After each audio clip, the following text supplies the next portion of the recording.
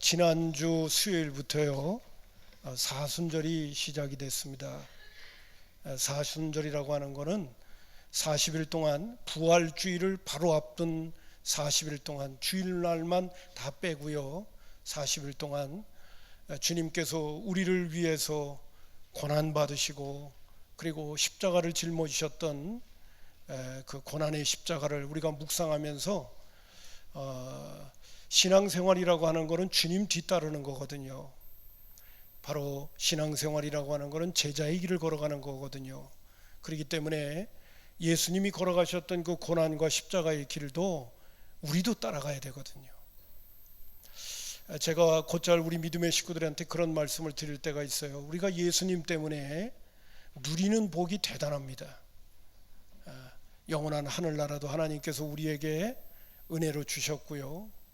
뿐만 아니라 이 땅에 사는 날 동안에도 우리 주님과 동행하는 삶을 살아갈 수 있는 놀라운 축복도 우리에게 주어졌습니다. 예수님 모시고 살아가기 때문에 우리의 삶 속에 또는 어떤 문제와 어려움이 우리에게 닥쳐오더라도 우리가 주님께 맡기고 주님이 주시는 평강과 자유와 평안을 가지고 살아갈 수 있을 뿐만 아니라 우리 주님이 또한 우리의 목자가 되어 주셔서 우리의 삶을 인도해 가시는 이런 놀라운 축복들이 오늘 예수 믿는 그리스도인들에게 주어져 있습니다.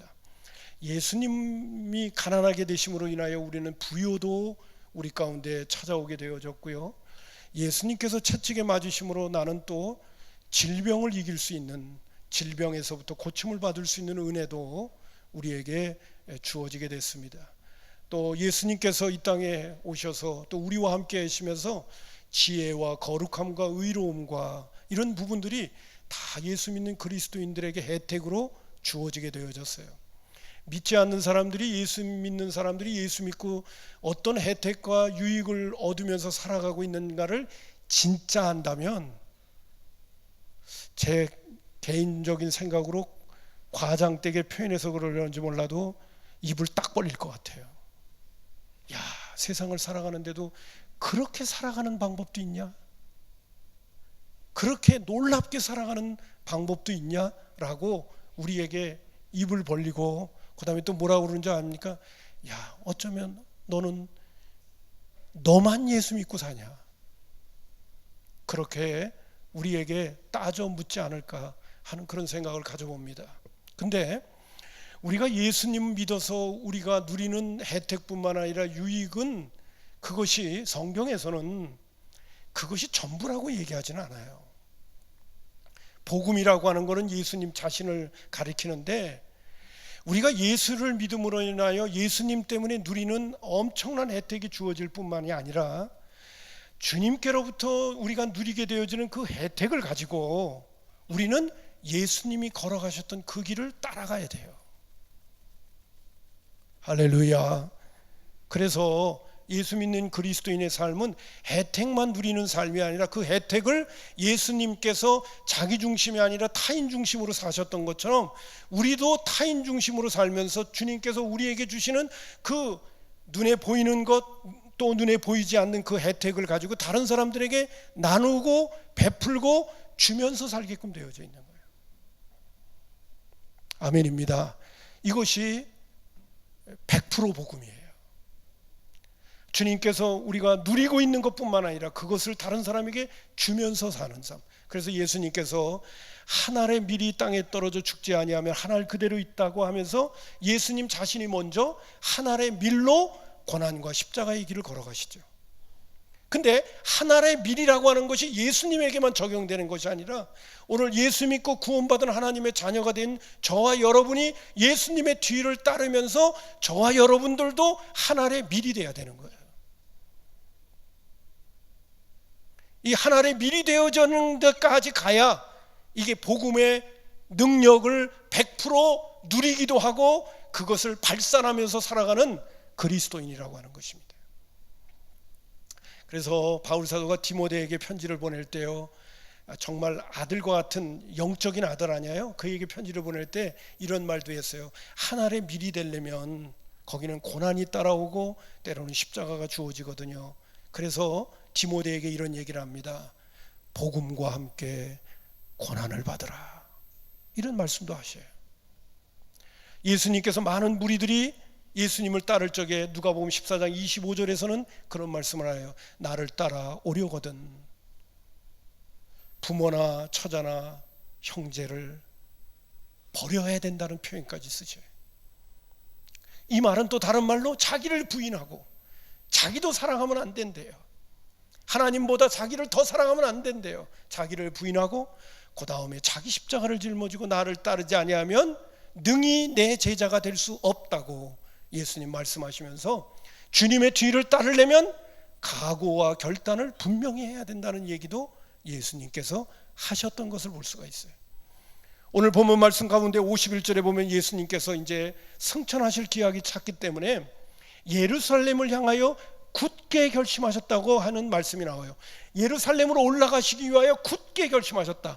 예수님께서 예루살렘에 올라가는 이 시점은 제가 곧잘 표현하는 것이 호랑이 굴로 들어가는 거예요. 종교 지도자들이 모여있는 그곳으로 가게 되면 엄청난 고난이 예수님에게 찾아올 것이고 결국 예수님은 그곳에서 종교 지도자들에 의해서 죽게 될 거예요. 예수님 그거 다 내다보시는 거예요. 그리고 예수님도 육신을 입고 계셨던 분이기 때문에 하나님의 뜻을 받들어서 하나님의 영광을 위하여 살기 위해서 예수님은 예루살렘으로 올라가시는데 그냥 올라가시는 것이 아니라 굳게 결심하시고 올라가는 거예요. 왜 굳게 결심하실까요? 좋은 일들이 있을 거기 때문에? 아니요. 예수님 자신에게, 육신을 입고 있는 예수님 자신에게 엄청난 희생적 대가와 고난과 어려움이 찾아올 것을 알고 계셨기 때문에 예수님께서 굳게 결심하셨다는 거예요. 여러분, 예수를 믿으면 놀라운 축복이 우리에게 주어지는 것 믿으시기 바랍니다. 놀라운 일들이 일어나요. 근데 그것만 있는 게 아니에요. 놀라운 축복과 놀라운 은혜들을, 그 혜택을 가지고 오늘 예수님이 굳게 결심하시고 예루살렘으로 올라가셔서 그 고난과 십자가를 짊어지셨던 것처럼 우리 모두도 예수님의 뒤를 따른다면 우리의 삶에도 때로는 주님의 뒤를 따르기 위해서는 굳게 결심하고 우리가 대가를 지불해야 될 고난과 어려움이 우리에게도 찾아온다는 거죠. 이것까지 우리가 해낼 수 있어야 돼요. 저는 곧잘 이런 생각을 가질 때가 있어요. 무슨 생각을 가냐면 교회 부흥을 생각해 볼 때가 있어요. 예전에는 미처 몰랐어요. 여러분, 요사이도 믿지 않는 사람들한테 예수님 따르세요. 예수 믿으면 좋은 일 많이 있을 겁니다. 근데 예수님에 따르면 좋은 일만 있는 건 아니에요. 우리가 성경을 들여다보면 자기를 부인하고 자기 십자가를 짊어지고 주님을 따라야 되는 것도 있거든요. 근데 자기를 부인하고 자기 십자가를 짊어지고 우리 주님 따르십시다 그렇게 얘기한다면 얼마나 사람들이 할렐루야 하고 따라오겠어요. 지금 제가 오늘도 이 사순절을 맞이해서 예수님이 그 걸어가셨던 길, 우리도 제자들이니까 그 뒤를 따라가는 그러한 소중한 40일의 경건의 시간, 절제의 시간, 그리고 영적인 훈련의 시간으로 우리의 심령에 옷깃을 여밉시다 라고 여러분들한테 말씀을 전하면 속으로는 그럴 거야. 아이고 힘들어. 그런 것 같은 표정들을 지실 것 같아요. 안 그런가요? 옆에 있는 분 한번 살짝 보세요. 괜찮아요? 여러분, 주님 뒤 따르는 거는요 쉽지 않아요. 주님 뒤 따르는 거 어려워요. 그래서 예수님도 하나님의 영광을 위하여 예루살렘으로 올라갈 때 굳게 결심하셨거든요. 오늘 우리도 이 사순절 기간 동안에 예수님께서 고난과 십자가의 길을 걸어가셨던 그 상황들을 몇 가지 오늘 본문의 말씀을 살피면서 기도 제목으로도 삼고 예수님이 걸어가셨던 그 길을 우리도 겸손하게 하나님의 은혜를 구하면서 따라갈 수 있어야 축복의 주인공으로 살아가게 되는 줄로 믿습니다. 할렐루야. 자, 예수님께서 그래서 오늘 그 사순절에 우리가 어떤 의미와 기도 제목을 가지고 가자는 말씀을 오늘 본문을 통해서 이제 가지려고 하는데요. 첫 번째는요, 예수님께서 이제 예루살렘으로 올라가시려고 할 때 그 중간에 사마리아 성이 있었어요. 그래서 제자들과 함께 사마리아 성에서 유숙하려고 그랬더니 사마리아 사람들이 예수님을 거부하는 거예요. 야고보와 요한이 화가 잔뜩 났습니다. 분노했어요. 그래서 예수님 앞에 와가지고 뭐라고 얘기하냐면 사마리아 사람들이 우리를 거부합니다. 예수님도 거부하고요. 하늘에서 불이 임하게 해가지고 그 사람들을 그냥 싹쓸이 해버릴까요? 멸절시켜버릴까요? 라고 예수님 앞에 요청하니까 예수님이 그 얘기를 듣자마자 55절에 이렇게 말씀합니다. 예수께서 돌아보시며 꾸짖으셨다고 말해주고 있어요. 다른 사본을 보면 여러분들 갖고 있는 성경 가운데 보면 밑에 일이라고 써져 있고 거기 줄을 달아놓고 다른 사본에는 이렇게 기록되어 있습니다. 이르시되 너희는 무슨 정신으로 말하는지 모르는구나. 인자는 사람의 생명을 멸하러 온 것이 아니요 구원하러 왔노라. 그리고 예수님께서 도리어 제자들이 분노해가지고 그 불이 하늘에서 임해가지고 멸하도록 하는 것이 어떻겠냐고 이렇게 얘기할 때 그들을 도리어 꾸짖고요. 예수님은 다른 마을로 길을 이렇게 떠나시는 모습을 보게 되어집니다. 여러분, 오늘 우리가 주님의 뒤를 따르려고 할 때 예수 믿는다는 이유 때문에 어떤 사람들이 우리를 색안경 끼고 볼 때도 있고요. 예수 믿는다는 이유 때문에 우리를 거부하고 때로는 거절하기도 하고요. 또는 우리를 소외시키기도 하고요. 따돌리기도 하고요. 또 어떤 때는요, 아주 우리 자신들에 대해서 경계태세를 갖고 있는 분들이 있어요. 우리가 가까이 좀 다가가려면 뭐 사실 그렇긴 한데 가까이 다가가서 어떻게 하든지 접촉점을 만들어 가지고 이 복음을 전하고 예수를 믿도록 좀 도움을 줬으면 좋겠다 이렇게 생각하는데 이 사람은 벌써 예수 믿는다는 말을 듣을 때 나한테 가까이 오게 되면 또 전도하려고 그러는 거 아닌가 이런 생각을 가지고 벌써 경계태세를 딱 하는 사람들이 있어요. 그러면 괜히 섭섭하기도 하고 마음이 속상하기도 해요. 그러나 오늘 예수님께서 초림의 주인으로 이 땅에 오셨을 적에는 다른 사람을 구원하러 오신 거예요.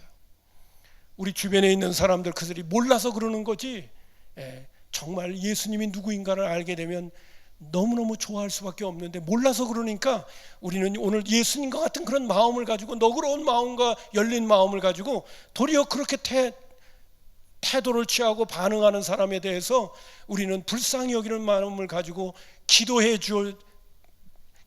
줄지언정 그런 사람들을 향해서 나도 몰라 그러고서 그렇게 하고 그냥 얼굴을 돌려버리는 그런 사람은 되지 말자는 거죠.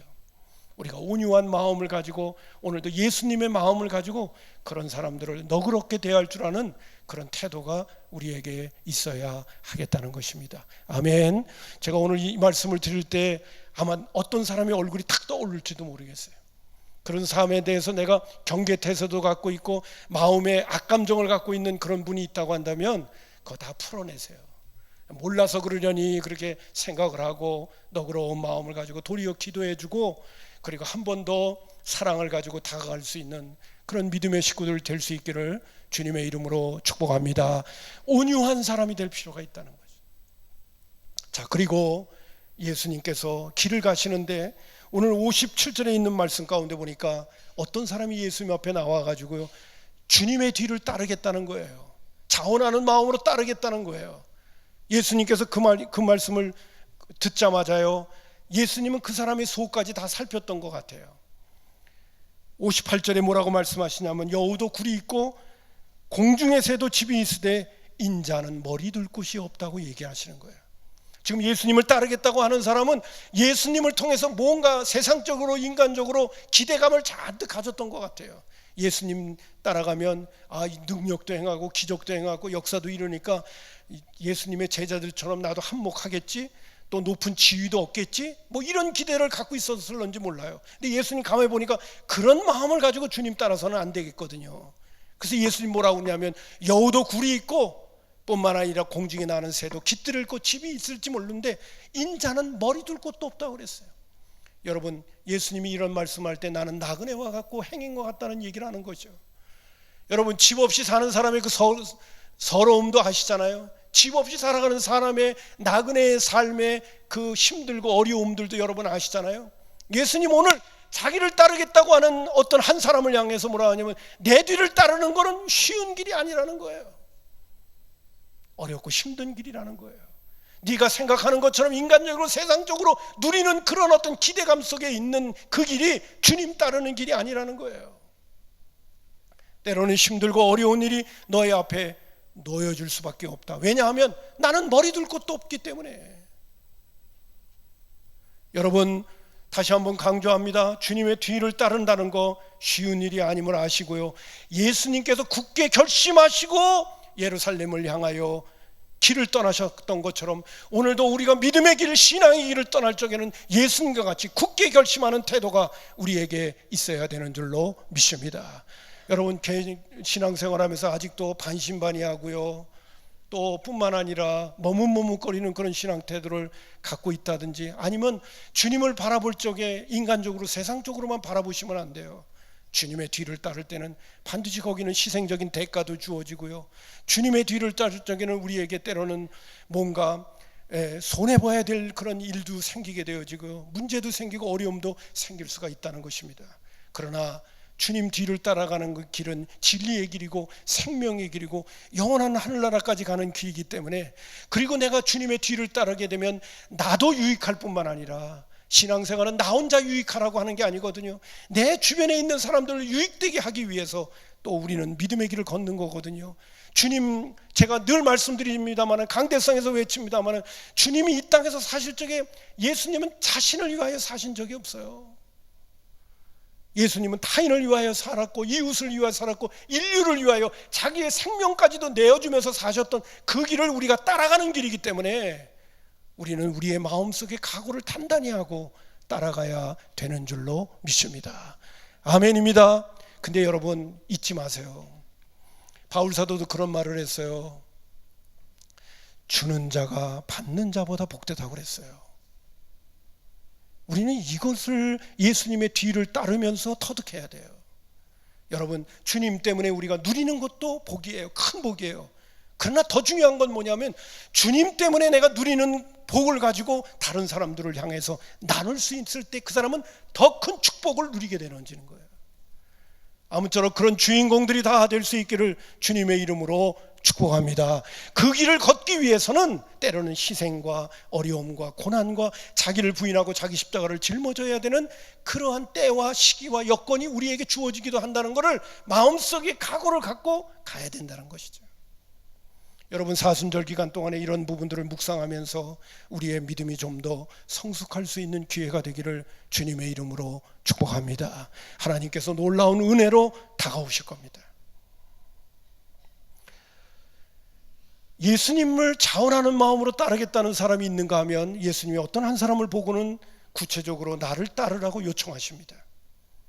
그랬더니 이 사람이 뭐라고 얘기하냐면, 예수님한테 우리 아버지가 세상을 떠났기 때문에 내가 장례를 얼른 치르고 주님을 따르겠습니다 라고 얘기를 하는 거예요. 그랬더니 예수님께서 그 사람한테는 뭐라고 얘기를 하냐면, 60절에 죽은 자들로 죽은 자를 장사하게 하고 너는 가서 하나님의 나라를 전파하라고 하는 거예요. 여러분, 오늘도 우리 이 땅에서 사는 사람들 가운데 일륜지 대사 가운데 큰 두 가지가 대사가 있잖아요. 하나는 결혼식이고 하나는 장례식이잖아요. 장례가 가정에서 이루어지게 되면 직장이나 어디 군대 가서라도 다 이렇게 보내줘 갖고 장례는 치르게 하는 이 큰 대사인데, 예수님은 아버지가 돌아가셨다고 그러고 장례 얼른 치르고 주님 따르겠다고 그러니까 그것도 안 된다는 거예요. 죽은 자로 장사하게 하고 너는 얼른 하나님 나라의 복음을 전파하라는 거예요. 여러분, 이거 설명이 길기는 한데 이 말씀 속에서 주님이 주시는 교훈은 뭐냐면, 이 사람에게는 뭘 얘기하냐면 복음의 긴박성을 얘기하는 거예요. 전도하는 일이 정말 시급하다는 얘기를 지금 이 사람한테는 하고 있는 거예요. 아버지 장례 치르는 것보다 더 급한 게 뭐냐? 복음 전하는 일이다. 하나님 나라를 전파하는 일이 더 시급한 일이 아니냐라고 얘기하고 있는 말씀을 보게 되어져요. 저는 제가 목회를 하면서 몇 번 기회를 놓친 적이 있어요. 이번에도 제가 명절 때는 찾아뵙지 못한 우리 한국에 살고 계신 이모님이 계셔요. 이모님 댁에를 이제 명절 끝나고 나서 갔는데, 예전에 갔을 적에 또 그 친척 가운데 한 분이 암이 걸리셔서 암 투병을 하고 계신다고 그러길래 내가 꼭 한번 찾아뵙겠다고 그래서 깜빡 잊어버리고 말았어요. 요번에 가봤더니 2주 전에 돌아가셨다는 거예요. 그 이야기를 듣는 순간 아차 싶더라고요. 야, 그 이전에 내가 한번 가서 그분이 듣든 안 듣든 한번 예수님이 누구인가를 소개해 줄 수 있었으면 얼마나 좋았을까. 그런 아쉬움이 제 마음속에 남더라고요. 목회를 하는 중에서도요, 주변에 알고 있는 분 가운데 미처 몰랐는데 내가 그분한테 꼭 복음을 좀 전하려고 했었는데 세상을 떠나셨다는 얘기를 제가 몇 번 들은 적이 있어요. 그럴 때마다 목사가 돼가지고 그런 기회도 포착을 못하고 복음도 못 전했네. 그리고 마음에 후회심이 되고 가책이 됐을 때가 있어요. 여러분, 오늘 우리 주변에는요, 예수님이 누구인가를 소리라고 하는 복음의 소식을 못 듣고 이 세상을 떠나는 사람들이 곧잘 많아요. 여러분, 복음도 못 듣고 예수님이 누구인가에 대한 소식도 못 듣고 이 세상을 떠나는 분들 얼마나 안타깝고 아쉽습니까?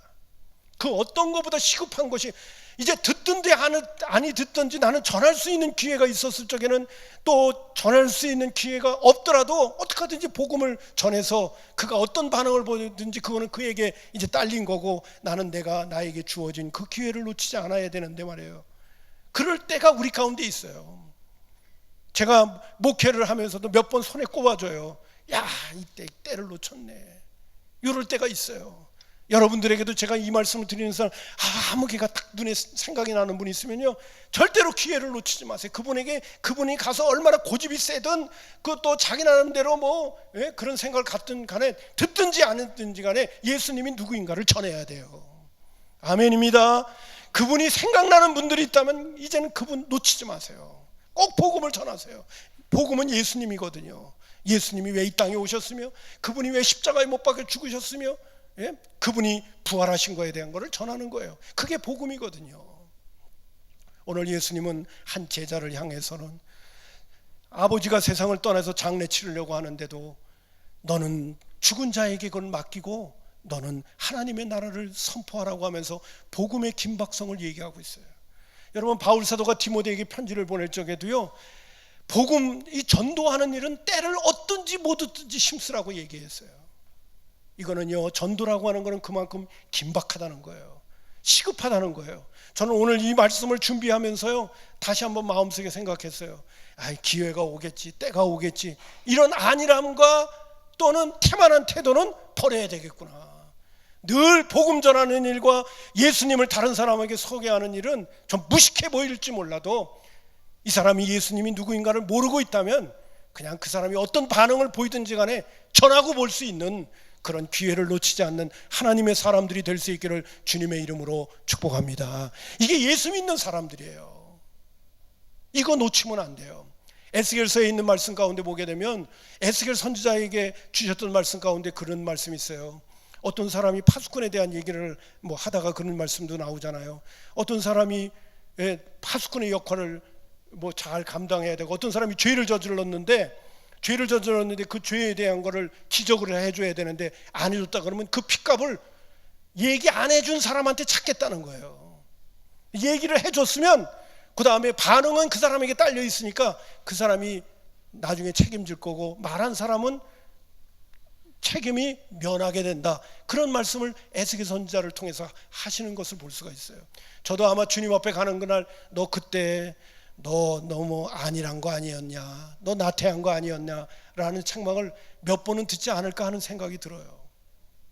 여러분, 복음이라고 하는 거는 우리에게 긴박성을 갖고 있다는 것을 잊지 마시고요, 항상 때를 얻든지 못 얻든지 복음을 전할 수 있는 기회를 놓치지 않기를 주님의 이름으로 축복합니다. 따라서 합시다. 복음의 긴박성. 복음의 긴박성이에요. 이거 꼭 잊지 마시고요, 언제든지 좀 미련해 보이고 어리석어 보이더라도 다른 사람들이 예수님 잘 모른다고 한다면 언제든지 전할 준비가 돼 있어야 돼요. 아멘입니다. 그 다음에 또 어떤 사람이 예수님에게 찾아와 가지고요, 자신은 또 자원하는 마음으로 주님을 따르겠다고 얘기를 합니다. 그랬더니 예수님께서 뭐라고 말씀하시냐면, 손에 쟁기를 잡고 뒤를 돌아다 보는 자는 하나님 나라에 합당하지 않다고 62절에 말씀하고 계시는 거예요. 여러분, 쟁기를 잡는다는 거 농사 짓는 분들은 다 아시죠? 쟁기를 잡고 앞만 보고 가야지, 쟁기를 잡고 뒤를 돌아보면 쟁기가 탁 튕겨나가잖아요. 저도 농사는 잘 안 져봤어도 뻔히 알고 있어요. 그 정도는. 오늘 쟁기를 잡고 뒤를 돌아보면 안 된다고 말씀하고 있어요. 이 말은 무엇입니까? 여러분, 주님 뒤따라가는 데 있어서 사사로운 것에 얽매이면 안 된다는 거예요.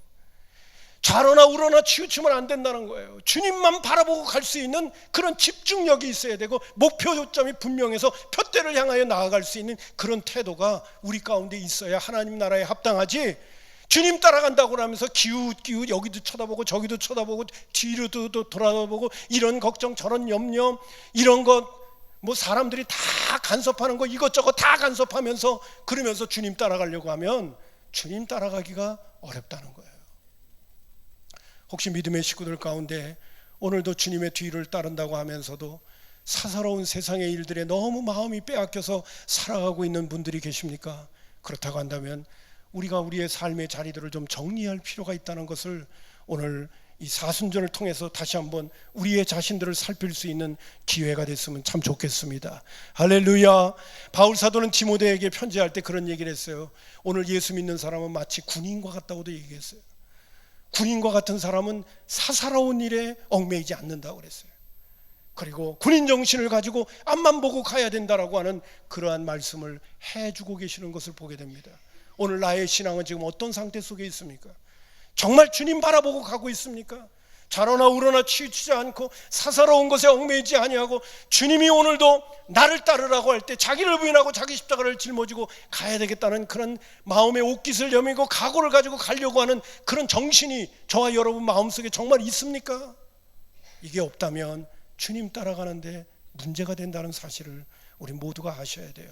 저는 오늘 이 말씀을 드리면서요 또 이런 생각이 또 납니다. 저희 어머님이 어렸을 때 하셨던 말씀이 늘 생각을 나요. 너야 신앙생활할 적에는 세상과 주님을 양다리 걸치고 신앙생활하면 너무너무 힘들고 어렵고 가랭이 찢어져. 제가 어렸을 때는 그 말이 뭔 말인지 몰랐어요. 그러나 세월이 지나고 보니까요 오늘도 예수 믿노라 하면서도 양다리 걸치고 사는 그런 신앙인들이 생각보다 많아요. 그래서 사실은 신앙생활도 열심히 하지 않으면서도 그들 속에는 그런 마음이 있어요. 왜 이렇게 신앙생활하는 게 힘들어. 맨날 그러면서 교회 오고 있는 거예요. 제가 오늘 여러분한테 이런 말씀을 드리니까 나한테 하는 소리네 그러고 계시는지 모르겠어요. 여러분, 신앙생활은 양다리 걸치면 안 돼요. 가랭이 찢어져요. 그리고 믿음 생활하기가 한없이 힘들어요. 오늘도 제가 이 말씀을 드릴 때 예수 믿는다는 거, 신앙생활한다는 거는 주님 뒤따라가는 거고 제자의 길을 걸어간다는 건데, 그거는 예수 믿어서 내가 편안해지자, 예수 믿어서 내가 뭐 잘 되자, 예수 믿어서 뭐 내가 어떤 유익을 얻자, 거기에만 머무르는 게 아니거든요. 우리가 예수 믿는다라고 하는 것은 주님의 뒤를 따르면서 주님이 하나님의 밀이 돼가지고 많은 열매를 거두는 것처럼 오늘 우리도 주님의 뒤를 따름으로 인하여 하나님의 밀알이 돼서 나에게도 기쁨이 될 뿐만 아니라 주변에 있는 사람들을 유익하게 만들기 위해서 우리는 이 길을 걸어가고 있는 줄로 믿습니다. 아멘입니다. 그러니까 우리는 이 길을 걸어가야 돼요.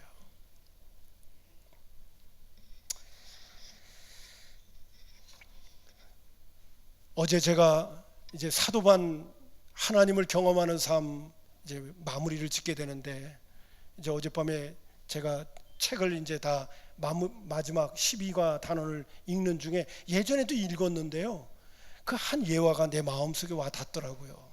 헬리프 야코비 목사님이요, 목회를 할 적에 제일 먼저 장례를 치른 이야기를 해요. 첫 장례 치른 이야기. 그 이야기가 뭐냐면요, 어느 집에 어린 그 꼬마 여자애가 있었나 봐요. 할아버지, 할머니, 아버지, 엄마 이렇게 가족들이 다 같이 살고 있는 집인데, 이 꼬마가 어렸을 때 어린 꼬마예요. 꼬마한테 야 이리 와라 이리 와라 이렇게 그 손짓을 한단 말이죠. 그러면 이 꼬마가 이리 오라 그러고 어른들이 얘기한다, 부모님 할아버지 할머니 얘기하면 막 다 달려와가지고 품에 안겨야 되잖아요. 그렇지 않고 이 애는 까분다고 그랬는지 오라고 그러면 거꾸로 돌아서 가지고 반대 방향으로 치는 거예요. 근데 아버지 엄마도 그렇고 어른들이 그렇고 할아버지 할머니도 그렇고 그 모습을 보면서 아이고 귀엽네 아이고 귀엽네 그러고 그럴 때마다 내버려 둔 거예요. 어느 날인가 집 앞에 있는 뜰이 있고 뜰 앞에 길이 있는데 차가 주차되어져 있고 그 주차 사이에 있는 그걸로 이 꼬마애가 뛰어서 도로로 나가려고 하는 거예요. 엄마가 그 모습을 보고요, 얘야 이리 와라 그랬더니 그때도 똑같이 반대 방향으로 길 쪽을 향해서 튀어버린 거예요. 어떻게 될게요? 튀어나가서 차에 쳐서 죽은 거예요. 블랙거비 목사님이 최초로 장례식을 친 이야기가 바로 그 이야기입니다. 왜 제가 지금 이 말씀을 드리는지 아십니까? 그 블랙거비 목사님이 그런 얘기를 해요. 오늘도 하나님의 뜻대로 살지 않는 것, 하나님의 말씀에 불순종하는 것이 계속 되어지게 되면 그 불순종과 하나님의 뜻대로 살지 못한 그 결과는 우리에게 엄청난 대가를 치르게 만든다는 거예요. 여러분, 오늘 우리가 주님의 뒤를 따른다는 거요, 쉬운 일은 아닙니다. 그러나 그 길은 우리가 가야 할 길이에요. 성경 어디를 들춰봐더라도 여러분, 주님 신앙생활이라고 하는 것은 주님 뒤따라가는 거지 내 마음대로 사는 게 아니에요. 내 편리한 대로 사는 게 아니에요. 그렇다면 우리가 주님 뒤따라가야 되고요, 주님 뒤따라간다는 거는요, 우리의 행복을 위하여 주신 말씀이기 때문에 우리가 지금은 육신을 입고 부패하고 타락한 본성을 가진 존재이기 때문에 주님 다 뒤따라가는 것이 힘들고 어렵기는 하지만 그 길을 따라가게 되면 우리에게 놀라운 미래가 보장받는 거예요. 아멘입니다. 그러나 우리가 그 길을 따라가지 못하게 되어지면 우리는 엄청난 대가를 치러야 돼요. 이걸 우리는 놓쳐서는 안 돼요. 여러분, 이 사순절 기간 동안에 예수님은 굳게 결심하시고 예루살렘으로 올라갔어요. 예수님만 굳게 결심하셔서는 안 돼요. 오늘 우리도 굳게 결심하고 주님의 뒤를 따라야 될 줄로 믿습니다. 예수 믿는다는 이유 때문에 우리를 거부하고 거절하고 우리를 색안경 끼고 보는 사람들에 대해서 우리는 온유한 마음을 가져야 되고요, 뿐만 아니라 주님 뒤따라가는 것은 머리 둘 곳이 없다고 하신 것처럼 주님 뒤따라가는 것은 각오와 결단이 필요하다는 것을 잊지 마시고요, 뿐만 아니라 복음에 대한 긴박성을 알고 늘 전도하는 일에 깨어있는 사람들이 돼야 돼요. 또 한 가지는 오늘 우리 예수님께서 말씀해 주신 것처럼 여러분, 쟁기를 들고 뒤를 돌아보면 안 되는 거예요. 목표를 분명히 하고 앞에 방향, 믿음의 주에 온전케 하신 예수님을 정말 철저히 바라보면서 믿음으로 나아가려고 하는 그런 태도를 가질 때 하나님께서 우리에게 은혜도 주시고 성령 충만하게도 하셔서 이 길을 잘 갈 수 있도록 우리를 붙들어 주시고 인도해 주시게 되는 줄로 믿습니다. 그 길을 잘 이 사순절 동안에 기도하면서 훈련하시고 또 마음의 각오도 새롭게 하면서 한 발 한 발씩 내디딜 수 있는 믿음의 권속들 되기를 주님의 이름으로 축복합니다.